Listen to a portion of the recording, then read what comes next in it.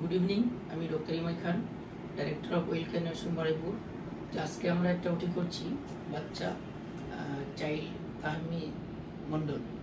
Sir একটু বলবেন, আমাদের অ্যাসিস্ট্যান্ট প্রফেসর স্যার রাজদীপ হাজার স্যার, এই স্যার ওটি স্যার বলুন এই পেশেন্টটা, এই ছোটো বাচ্চাটা কীভাবে আপনি ওটি করছেন বা কী প্রসিডিউর? আজকে যে ওটিটা হচ্ছে এটা বেসিক্যালি একটা প্লাস্টিক সার্জারি হচ্ছে, ঠিক আছে। একটা ছোট্ট বাচ্চা 5 বছর মাত্র বয়স, সে প্রেজেন্ট করেছে, তার যে রোগটা আছে সেটা হচ্ছে basically coronal hypospadias with Corti. তো এটা এখানে ডক্টর প্লাস্টিক সার্জন আছেন ডক্টর কিঙ্কর মুনিয়ান, তিনি ওটা ইলেকট্রোপ্লাস্টি করছেন। তো এটা হচ্ছে বাচ্চাটা খুবই ছোট, 5 বছর, এবং বডি ওয়েটও খুবই কম। বাচ্চাদের ক্ষেত্রে অ্যানাস্থেসিয়া দেওয়াটা সবসময় একটু ঝুঁকিপূর্ণ এবং অত্যন্ত রিস্ক, একটা জটিল প্রক্রিয়া।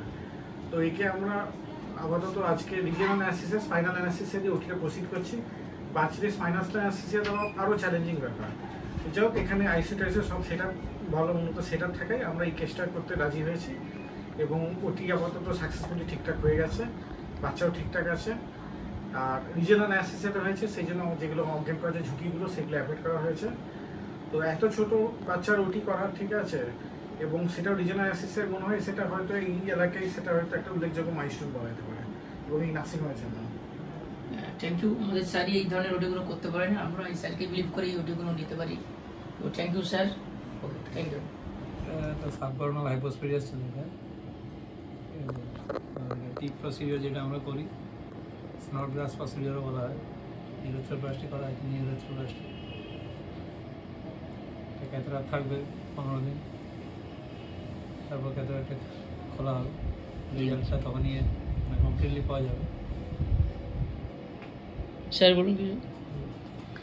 এটা তো শুনলেন আপনারা, ঠিক আছে। একটা 5 বছরের বাচ্চা, ঠিক আছে, যার একটা করোনাল হাইপোস্পেডিয়াস উইথ কর্ডি ছিল, তো কর্ডি কারেকশন করে এটা ইউরেথ্রোপ্লাস্টি করা হয়েছে, করেছেন ডক্টর মুনিয়ান, ঠিক আছে। এবং এই বাচ্চা, এটা যেটা অলরেডি বলা হলো যে অ্যানাস্থেসিয়াটা চ্যালেঞ্জিং ছিল, কারণ এত ছোটো বাচ্চা অ্যানাস্থেসিয়া, তো সেটা রিজিওনাল অ্যানাস্থেসিয়া দেওয়া হয়েছে। তো বাচ্চাদের ক্ষেত্রে স্পাইনাল অ্যানাস্থেসিয়া আরও বেশি টাফ। তো যাক, আলটিমেটলি সব কিছু প্রসিডিওর মানে ঠিকঠাকভাবে সুসম্পন্ন হয়েছে। এখন বাচ্চা সুস্থ হয়ে আছে এবং বাচ্চা মানে জেগে গেছে, ঠিক আছে। শুধু পায়ের কোমরটা অবশ্যই আছে, সেটা একটু পরে কেটে যাবে। সব কিছু ঠিকঠাকই প্ল্যান মাফিক হয়েছে। Thank you.